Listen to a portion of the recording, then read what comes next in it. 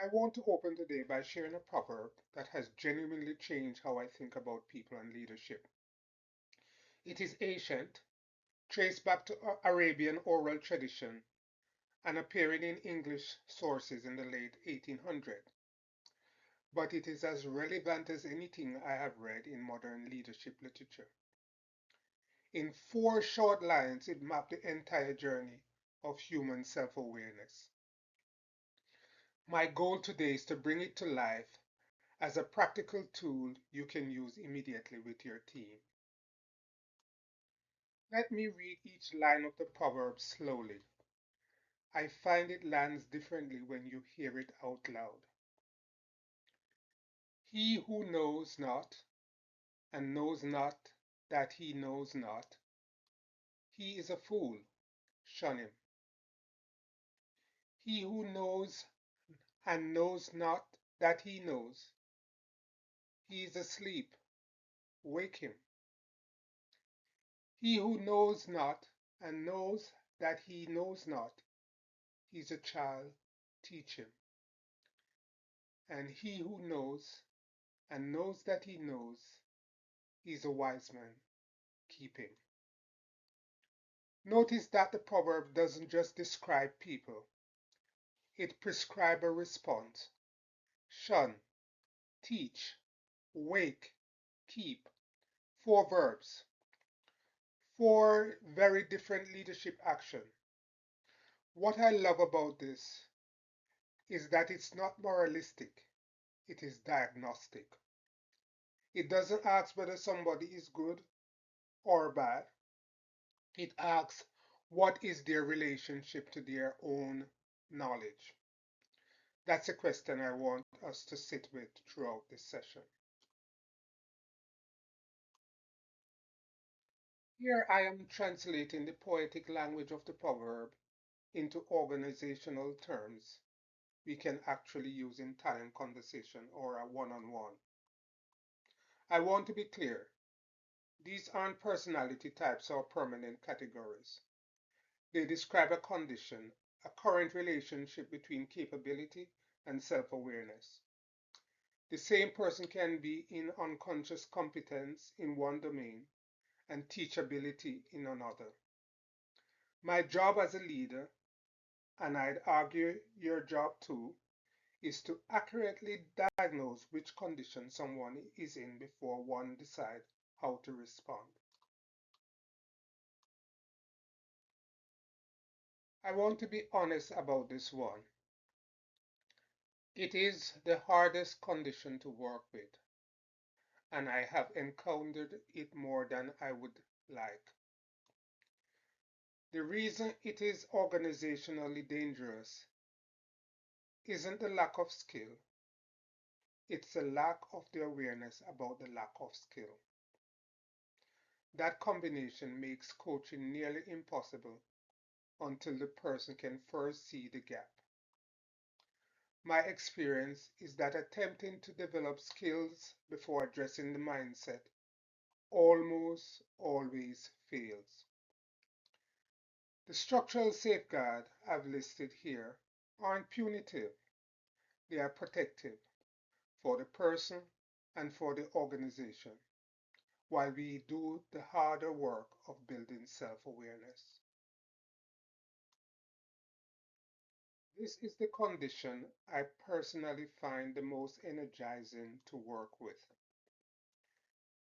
When I am in coaching conversation with someone who genuinely knows that they have a gap and genuinely wants to close it, I feel the investment paying off in real time. The key insight I've come to is that these people don't need me to hold hands. They need resources, challenge, and permission to grow.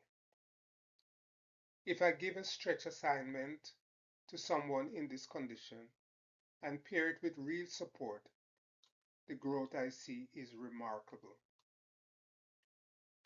I try to protect time specifically for these people because the return on that investment is the highest I'll get anywhere in my leadership work. I think of these people as hidden assets, and I have learned, sometimes painfully, that I cannot assume that they know their own value.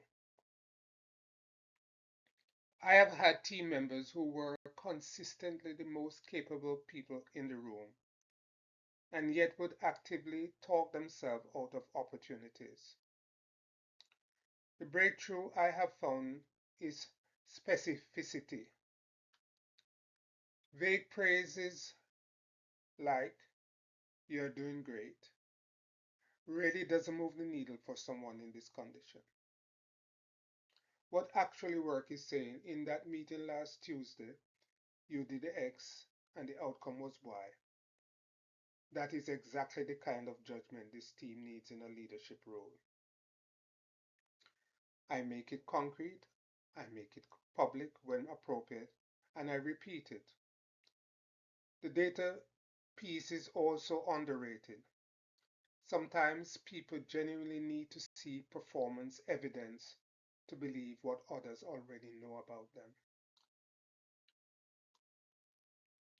These are the people I most want to protect and keep. They are also the ones most at risk of being poached or walking out the door quietly if I am not paying attention.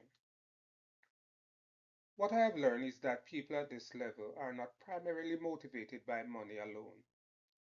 They are motivated by meaningful challenge, genuine autonomy, and the sense that their judgment is trusted and valued. The peer with learners action here is one I feel strongly about. Wise leaders grow exponentially when they are given the opportunity to develop others. It multiplies their impact and deepens their own sense of purpose. And on co-leading change, I have found that if I announce a transformation without my most trusted conscious leaders visible behind it, I lose credibility and momentum fast. I use this map as a team audit exercise. I actually do it on paper at the start of each quarter. I list every person I'm responsible for and place them honestly on this grid. What I find is that the map immediately clarifies where my time and energy should go. It also surfaces something uncomfortable. Sometimes I've been spending the most time with people who are least likely to grow from that investment and underspending on the teachable developers who would benefit most. The critical point I want to land here is the final one. This is not a fixed label. I have watched people move dramatically across this grid when given the right condition. The diagnosis is for today. It is not a ceiling. This arc is the part that gives me the most hope and also the most humility. I have reached what I would consider conscious wisdom in certain areas of my leadership and then stepped into a completely new domain and found myself right back at ignorance. That is not a failure. That is the nature of growth. What changes over time is not that you stop entering new stages, is that you get faster at recognizing which stage you are in and you get more comfortable sitting in the discomfort of not knowing. I reference Kouzes and Posner here because their research consistently shows that the inner journey, knowing yourself, is where all credible leadership begins. The proverb is, in my view, one of the most elegant expressions of that inner journey ever written. I want to spend a moment here connecting this ancient proverb to the body of modern leadership research that I find most credible. Kouzes and Posner's work is based on decades of empirical research across thousands of leaders worldwide, and the true line in their finding is consistent. The most exemplary leaders know themselves deeply. That is modeled away, and they deliberately build the capability of every person around them, not through a one-size-fits-all approach, but through exactly the kind of differentiated response the proverb prescribes. Enable others to act. What I find remarkable is that a proverb from the ancient world maps so precisely into findings from the 21st century leadership research.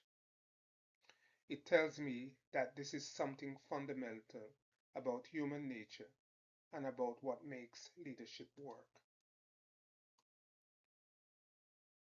I designed this slide specifically to answer the question I always get after sharing framework like this. That is interesting, but what do I actually do on Monday morning? So here are the 4 actions I personally use. The team audit takes me about 30 minutes per quarter, and it is the most clarifying 30 minutes I spend on leadership all quarter. Adjusting my approach is an ongoing discipline. I catch myself defaulting to one style and have to consciously recalibrate.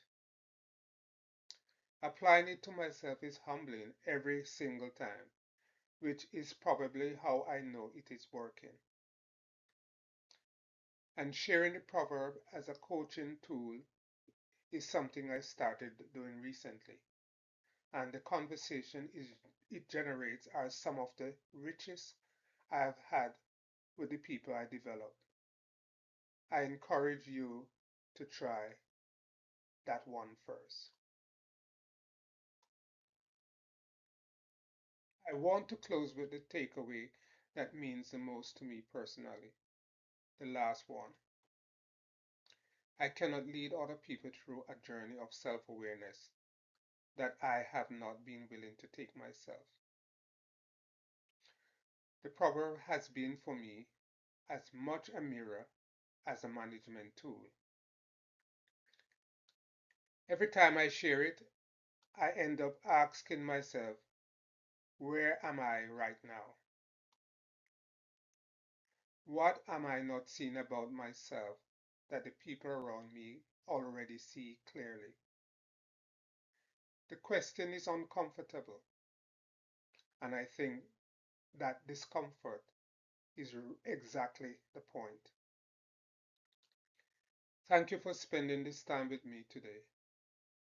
I hope you leave with both a practical tool and a question worth sitting with.